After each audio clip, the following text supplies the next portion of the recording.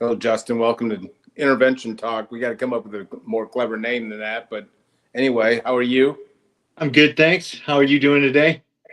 You know, uh, I just I look fat, but it's the way I'm sitting in this chair. It's a very comfortable chair, so I'm kind of got the lean to it. So it anyway, uh, I'm doing well. It is not raining in Nashville, and if you know, you know. If you're from Nashville, probably understand this, but rain's nonstop in Nashville. Nonstop. They don't put that in the brochure, but anyway, I'm doing all right. Well, that's Knock on good. wood. Knock on wood. It hasn't rained today. It is raining here in St. Paul, and it is also, you know, depending on who you talk to, above freezing, but not by much. So it's right around 40. Yeah, even though freezing is actually 32 degrees. We don't know that freezing is actually 40. People don't want you to know that, but anyway, it's true. Put some water out at 40 degrees, you'll see ice form. It's called freezing. So we just been told it's been 32 for. That was just a guess by most people. Look it up. It's research. It's science. It's actually 40 degrees. All right. I'm not a scientist, and don't hold me accountable for this, but you know, scientists, I'm sure will go after me. But anyway, so we're talking interventions and anything else that has to do with families and addictions and mental health. So Well, what's been let's on your mind this week? what What's what? been on your mind this week? Well, nothing really. So uh, I'm starting to write some blogs and I'm keeping it real. Like I'm not doing the old industry what the industry wants, but so there's been some backlash and some round of applause. Let me ask you this. Let's just keep it simple. Would you rather be more well known with treatment centers or with families? Families. Uh, I think that it's it's more my wheelhouse. I'm very proud that probably 75% of my referrals are word of mouth from families that I have worked with. And that means that, they felt like they were heard, and that hopefully it also means that their loved one, you know, also made some, progress or change. Yeah. Well, I mean, it's I don't think there. I think there was a time when you could rely on treatment facilities, for the referrals, business, the old business. But yeah, I think the families have been hurt through that whole process where, and I'm still uncertain as to how much people put in. Like if a treatment center sends out to an outside resource, how much pressure is there to keep that family within that treatment center? And um, when I ask that question to some people say it's a no-brainer. Like, what? I mean, what's the question here? Like, you go to that treatment center. If you find out that it's a wrong treatment placement, we're going to have some hard conversations. But anyway,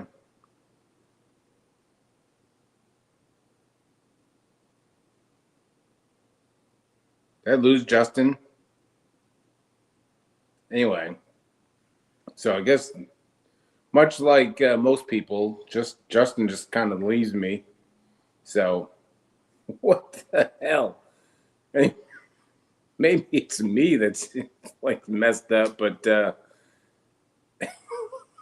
Jesus. Anyway, so yeah, I would want the families to respect me more than the treatment facility. So, Justin, God dang it, dude. So, anyway, uh, this wasn't supposed to be a one man show, but the question I posed to Justin before he left um, would you rather be more well known within the industry or with families? And I think that question alone has affected some families. I think we're forgetting sometimes about the families and the clients, and we need to do better. And so, social media seems to be the crux of kind of what I talk about. And there's a lot of some habits. Dude, God dang. There's a lot of habits that some interventionists use. What the hell happened there, bud? I don't know if it's the weather or what, but You made me very uncomfortable. I'm sorry about that. I could hear you. You were doing fine, even though you. Well, it threw me off. I was on a good, and then I should have just took you off the stage because I just kept seeing a black screen, and that brought me back to some lonely nights in the night. Abandonment issue. I get it. Anyway, well, so you were saying, you'd rather be liked by more well known by families rather than treatment centers? Yes. And I don't know where I exactly dropped off. What that means to me is that a family giving my name to another family, it says that they felt heard and helped along this journey, which you know is challenging enough. And I don't know exactly what goes into treatment centers, um, giving out referrals, but I think that it's it's much more powerful that a family would recommend me. Well, yeah, I mean, it's, I think I opened that blog. I mean, basically, I think the industry,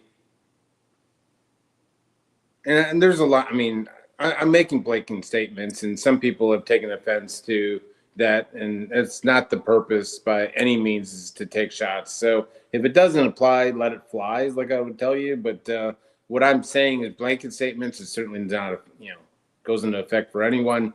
But there seems to be this belief in social media, like with interventionists or whatever, whatever outside resource, the best thing to do is to post a picture outside the Malibu treatment center, or talk about whatever it may be, and sit at the fancy dinners or whatever it may be, hosted by a certain treatment center. And I've done it, not going against it.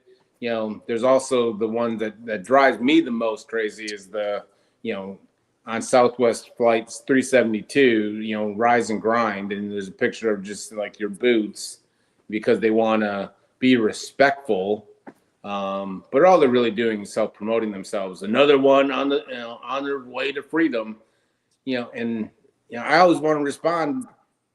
Where's the family? Is the family currently experiencing that freedom that you're so forth on the pathway to freedom? And I'm not giving, hey, it's not poking fun, but I think what gets lost in this whole thing are the families.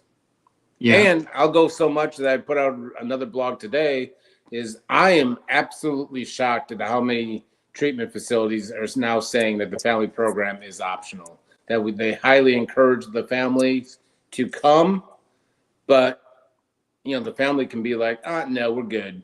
And man, there's a lot of things that make me uncomfortable, but I will squirm in my chair if I'm on a site visit or whatever it may be, and they say the family program is optional.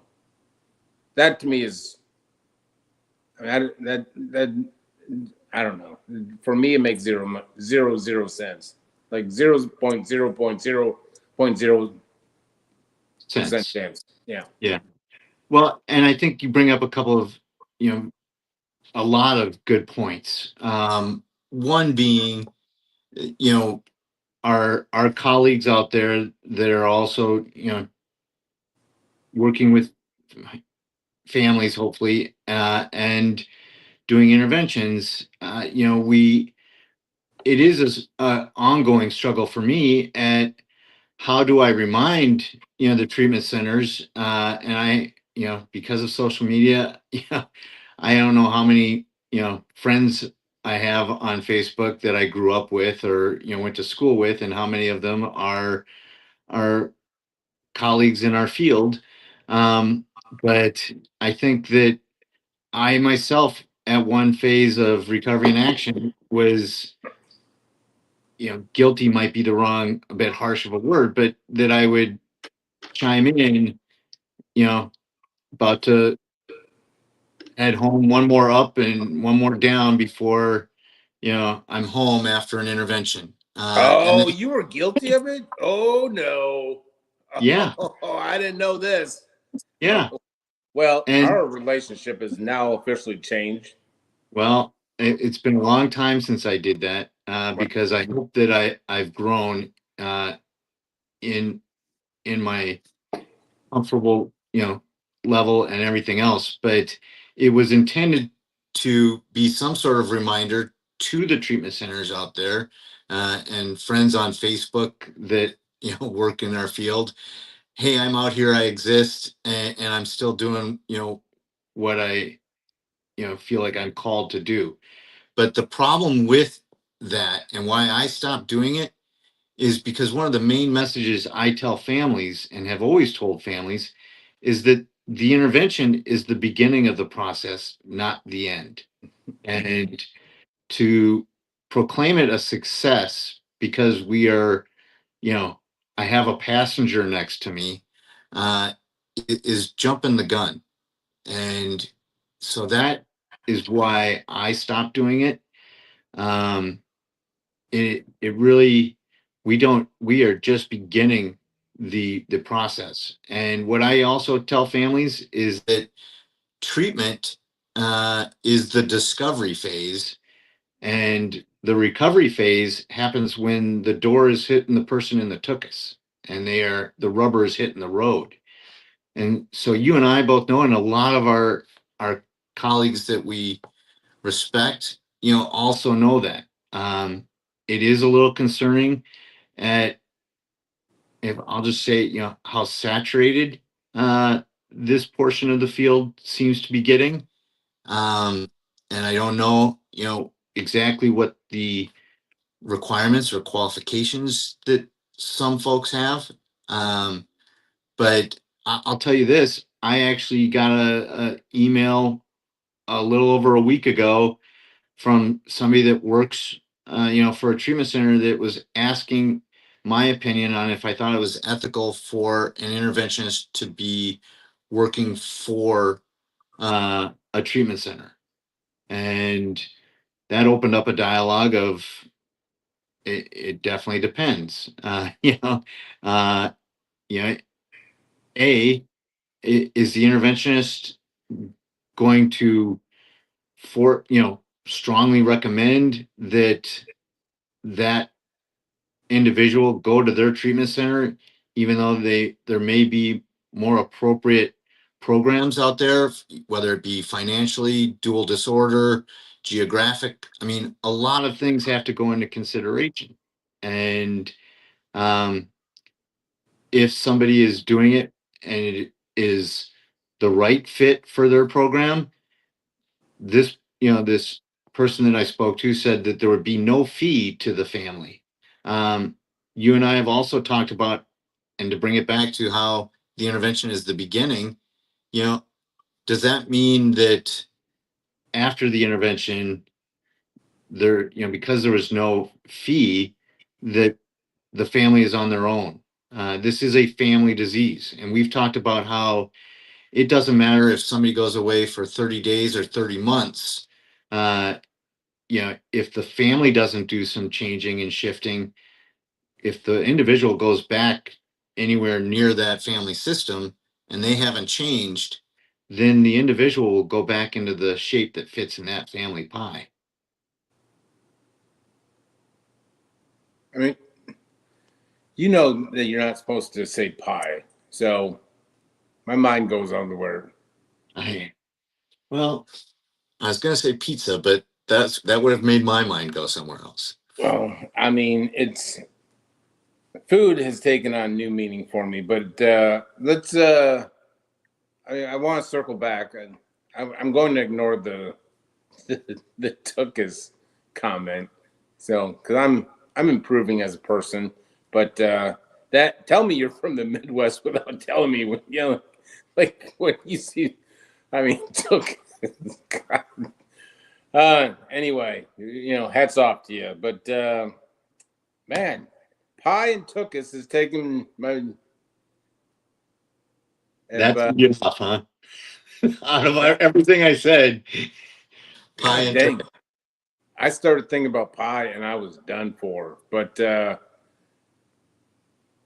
I mean, you raise a good point, and I mean there is the crossing of the lines a lot of times, and I'm not saying the lines are bad or good or indifferent, but you will find people that are employed by a treatment center, may have their own company, outside resources, and so forth like that, and the whole ethical question becomes of there at one point was treatment centers that had their own interventionists and would go out and bring in the cases that were currently kind of like pending or tough cases, that called the admissions line, did all the assessment.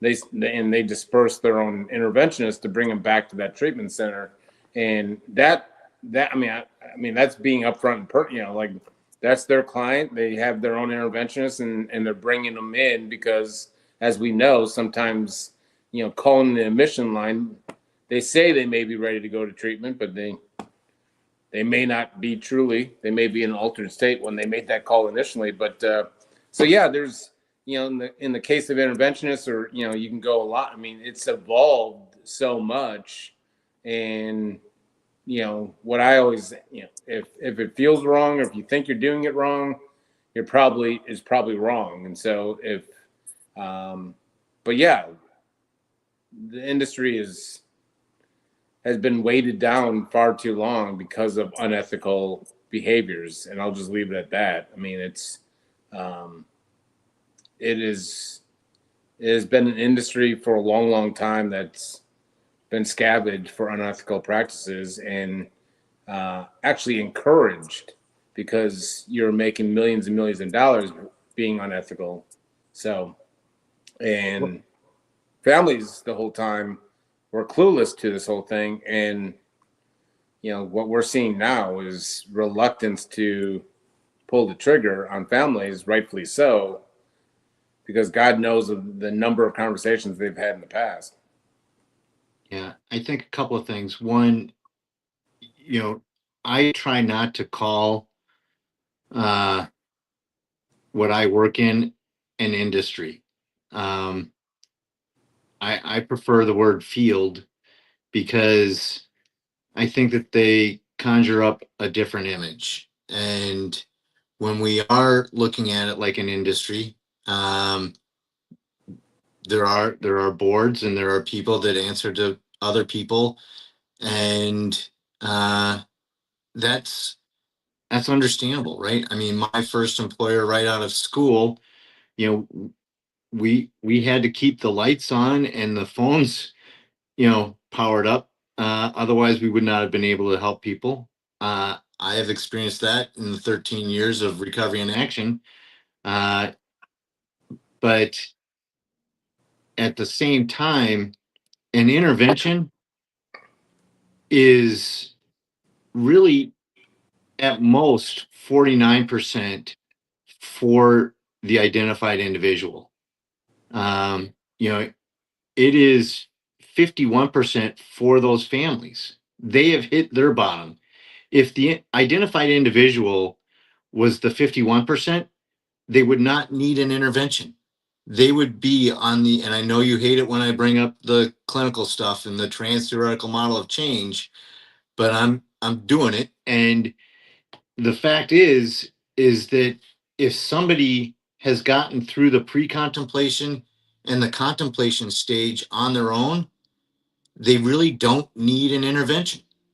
they need an intervention when they are stuck in the pre-contemplation stage, but the family or loved ones or employer are like, this person is struggling because of substances and they refuse to look at it.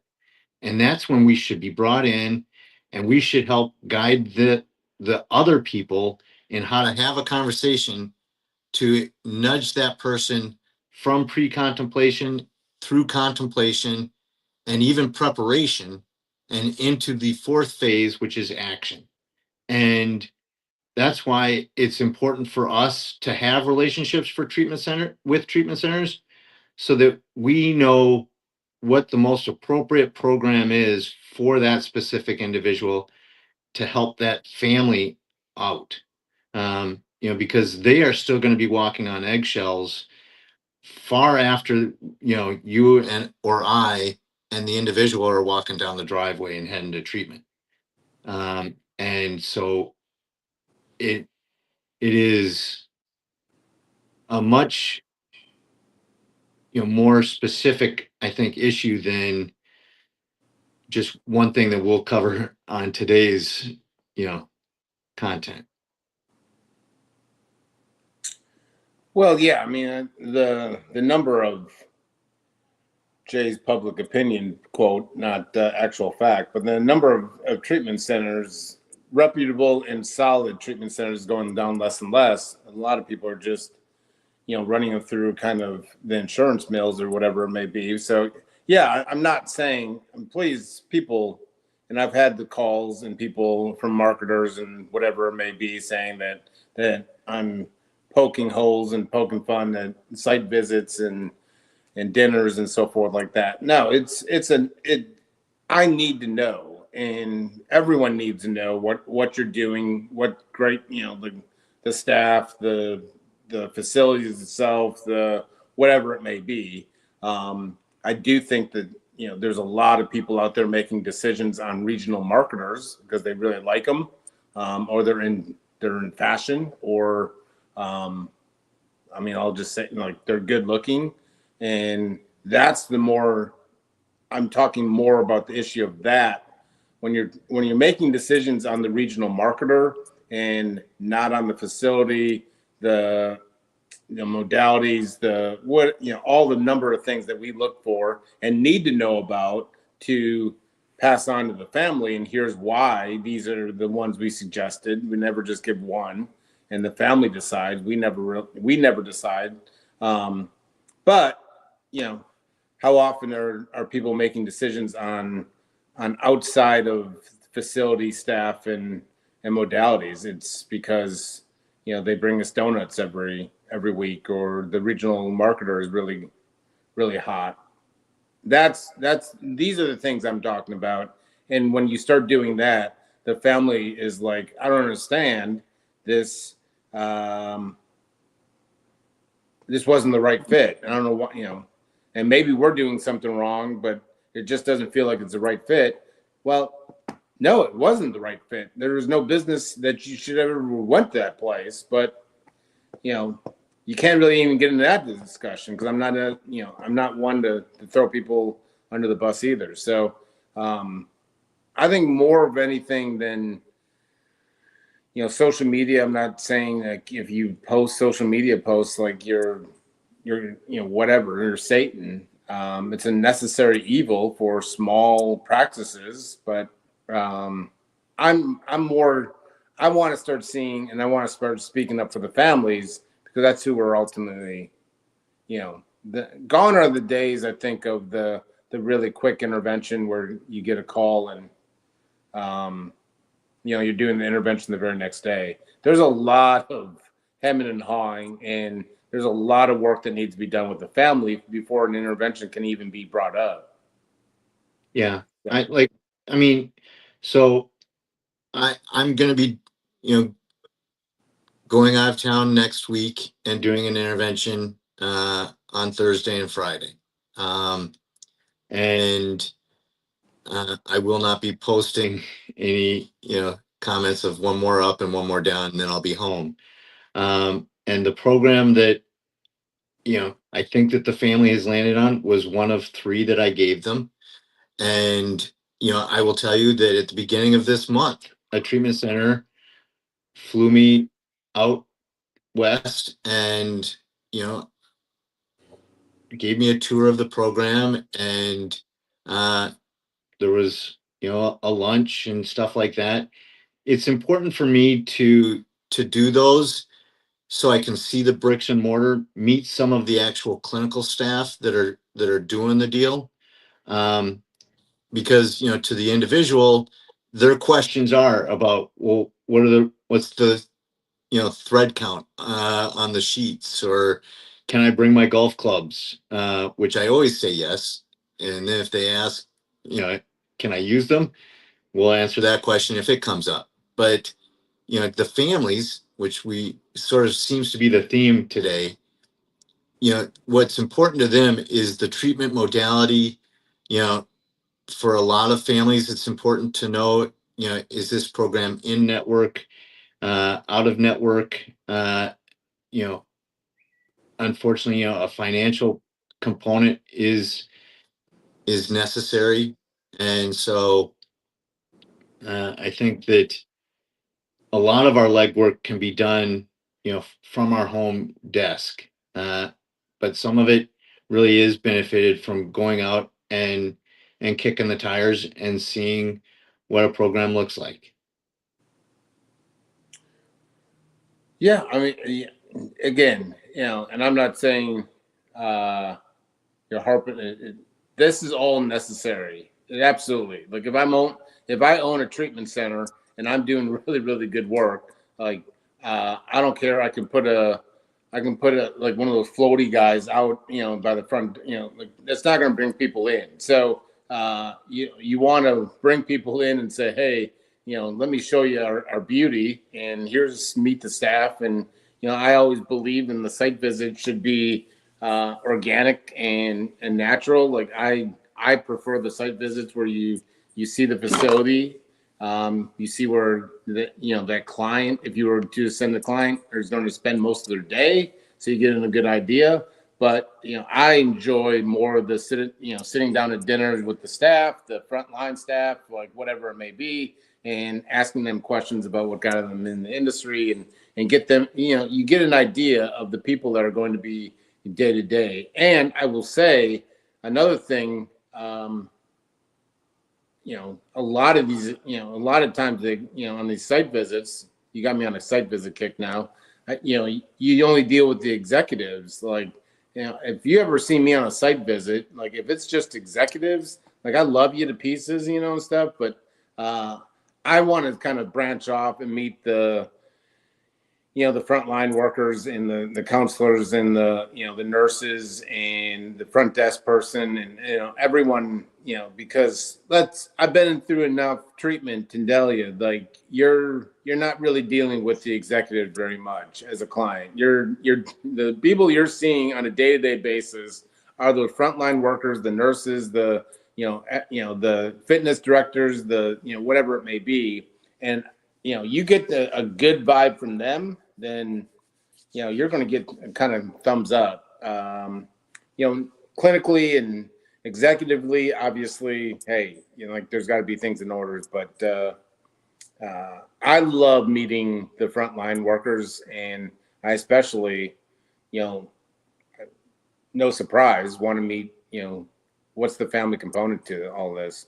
Yeah. And I chuckle because you weren't talking about professional experience. You were talking about you visited a lot of treatment centers before you started working in our field, didn't you?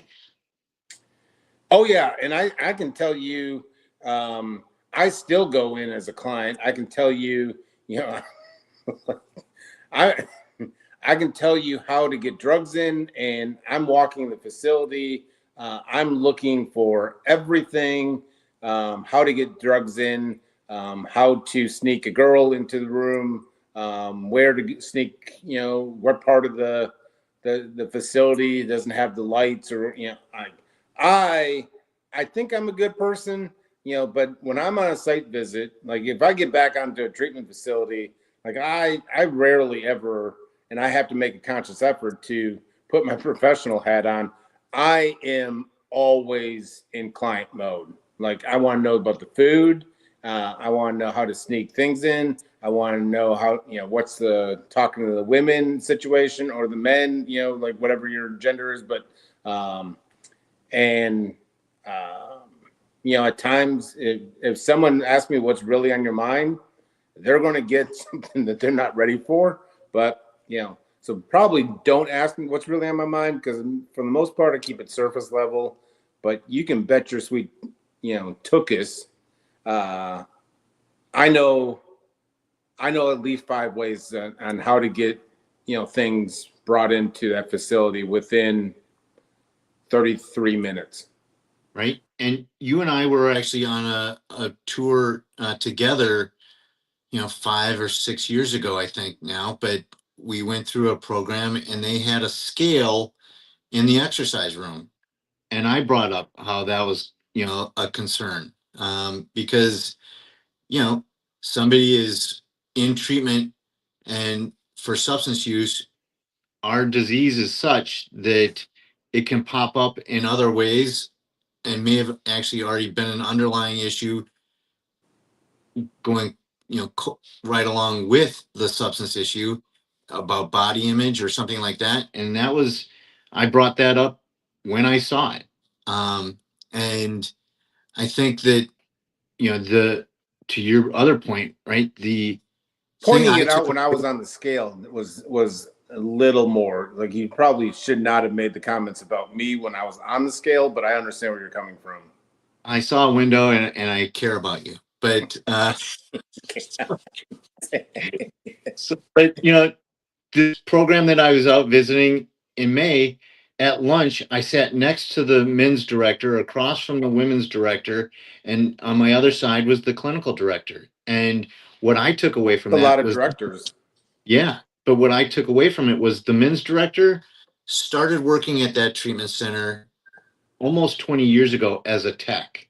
The women's director had been there for 13 years. Another counselor had been there for 20 some years. That screams and tells me more about, the facility or the program than, you know, whether or not I got a hoodie, which I did. It was cold, uh, you know, as a little, Those Cirque Lodge's hoodies, and I mean, the Cirque Lodge swag is top notch. So, like, anytime I hear that, I'm jealous. But I love me a good hoodie. But go ahead. well, I was doing my best to not mention which specific program, but it was very impressive.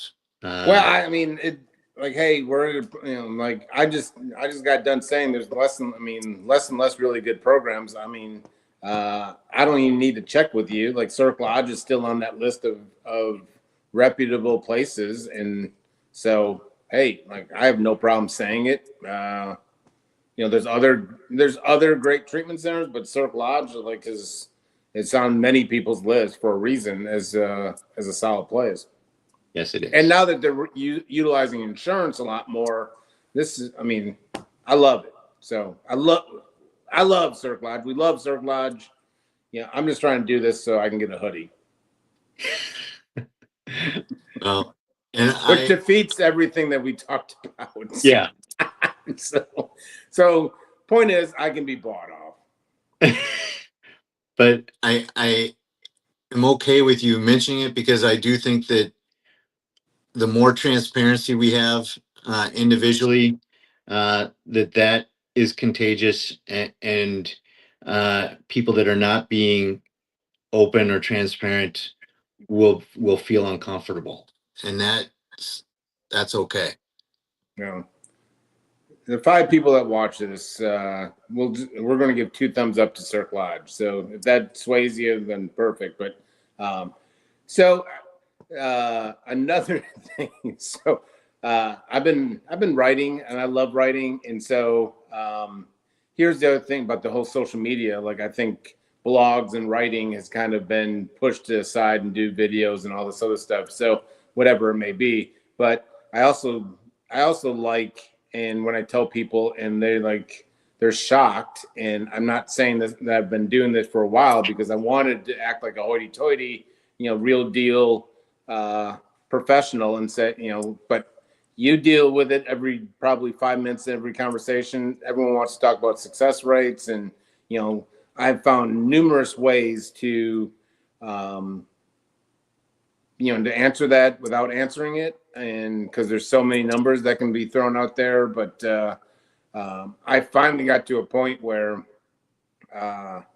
realistically, my success rate is unbelievably low. Like if I was in baseball, I'd probably be in the Hall of Fame, but I'm not going out there and saying 96, 97%.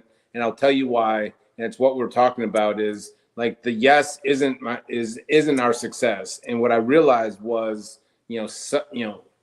there's times where I'm always available to the family, even post intervention.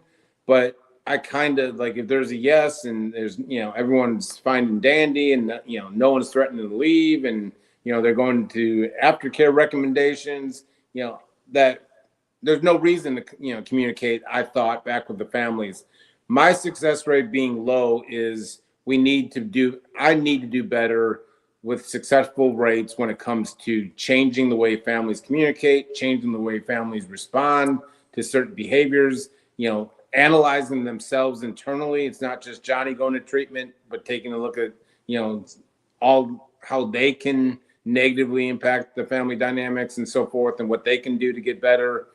So I have fallen in the trap where I haven't done the older, sin, which Justin posted on, social media, like, look at me. But I have fallen in the trap, which is a lot more dangerous to families as to, hey, I got the yes, he's going to treatment, shut it down, be done with it, take that as a success, put that in the, put it up on the website so I can bump it up to 94.7%, whatever it may be.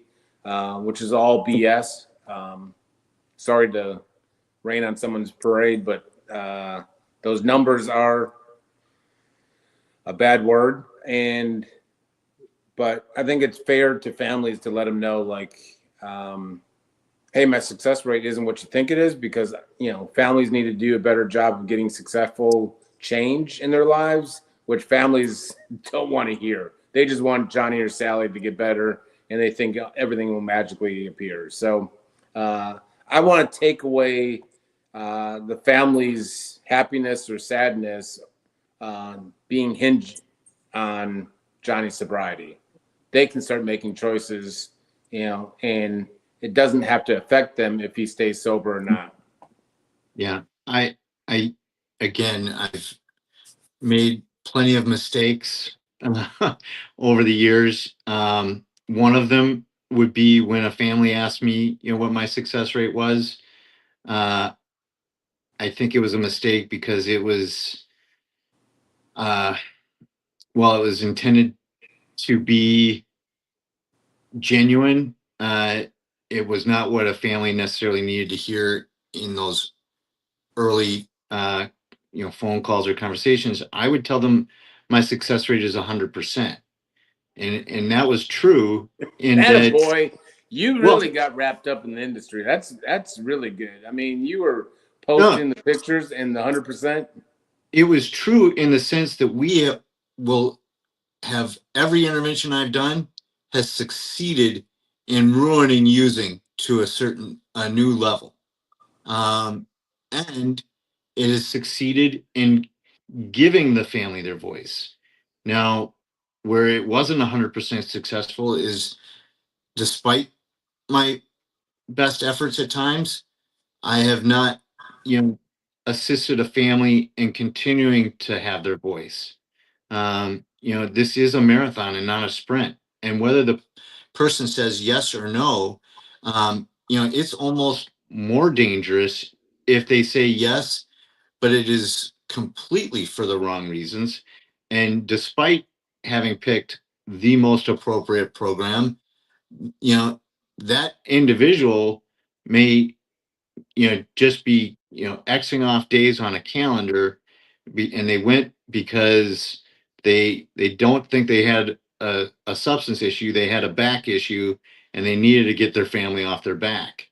And if we let up as the interventionist and not continue to teach the family how to have their voice and which words to use, then, you know, people in early sobriety give their self-will over and take it back about as often as they breathe. So we know that. We have to remind and educate families that. Amen. Amen. Well, that was good. 100%. That's perfect, dude. Well, and it wasn't wrong. Especially depending on how, you know, the stares I would get during interventions. Wow. Well, I think in general, I don't know how much education we did, but I mean, I think we're going to start putting out content designed specifically for families, and so obviously, if there's any questions or anything like that, but I mean, uh, I think it's with a couple of blogs that I don't think are going to go away, and if we do this, I mean, I think it'll be pretty evident that treatment centers we're not necessarily in the. I want to acknowledge people, places, and things going above and beyond, but we're also not necessarily doing this for favor of a treatment center. So, um, you know, anyway, I say all this and tell you that, you know, in probably 17 minutes, I'm going to be leaving for a lunch to go with some other treatment people. So, like, so, so, you know, sometimes I can be swayed by a nice shrimp po' boy. Well, who doesn't like a nice shrimp po' boy? Uh, anyway, but life, my man. So I know you can't. Is there any topics that you know written down, write down, whatever the correct word is? My English teacher, I can already feel the ruler going across my wrist. But are there any thoughts? Or have I not touched on anything? Seeing that No, you're Mr. Prepared. I know. I think we covered a lot today. I echo. I think we should do this I'm on a taking regular. shots at you, just so you know. I But appreciate it. I'm also portraying like I'm lifting you up. Yes, yeah. I will say that And Justin Deal, right on time, on the money. well, that's a shame because I was raised that if you're early, you're on time. If you're on time, you're late, and if you're late, you're fired. So I will work to be better next week. You were honestly raised like that? Your parents? Well, that's what the goal was. Yeah. Well, yeah. I uh, I went to a long term place in Texas, and that was really the first introduction to where I saw firsthand. I hated it, but 5 minutes early was where you needed to be anywhere 5 minutes early, and you know if you showed up on time, then you get written up or chastised or whatever. Um, but I hated it at the time. I can tell you, as much as I'm normally on time, I do see the value in showing up on time, and so it was a fun making fun of, but I think it's interesting. And then the other thing is, I've ever since you said pie, I was going to talk. You talked about bringing golf clubs to a treatment center. I remember when someone, he was my new buddy, brought a tennis racket to Burning Tree Ranch, and I said, "What the hell is a tennis? Why would you bring a tennis racket?" He's like, "Well, I'm going to play tennis on the courts." Like, if you ever been to a place called Burning Tree Ranch, there ain't no tennis courts. There's no pickleball. I think there was a tether ball where the ball on the string or whatever, but that hadn't been working for a while. The volleyball court was all grass, and sometimes with some rocks. And so yeah, the pond, there's a couple ponds there, but you don't want to be caught dead in there. And if you do run in, you get in a lot of trouble. I can tell you that from the firsthand knowledge. But there is no tennis courts, and so I had not laughed, and I think God put that in my life because that was about a month and a half in to my stay because I was miserable because I was in prison, and someone shows up with a tennis racket. I laughed for 30 minutes straight when he thought that he was going to play tennis, and I was like, you know, you come here to die, dude. Like, you ain't leaving. This is Alcatraz. Like, so I love the program, saved my life, but yeah, there's no pickleball or tennis courts. So yeah, the whole time I was there, they said that my parents could, send me some wedges or something because there's a lot of property and some golf balls. I'm just saying, but you have to put requests in, and shockingly, all the requests were denied every time. And I will say that they're not necessarily open-minded because there was a couple of times where it's like, Jay, just give up. You've been doing this every week. Just it's going to get denied for a long, long time. So you may want to stop putting in requests. But I didn't. No, every week. You practice the principle of persistence. Yeah, it didn't pay off. So normally they say it pays off, but it didn't. But I stayed sober. Yeah, so I would say it paid off. I stayed sober because I did not get a pitching wedge in treatment. I didn't know that. There you go. So, all righty, sir. This has been fun. I will see you later.